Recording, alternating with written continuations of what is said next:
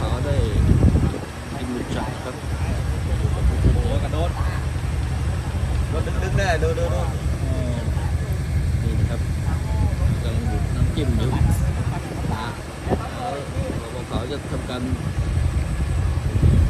กินหมึกช็อตโชว์เลยนะครับโอ้ยลุ้น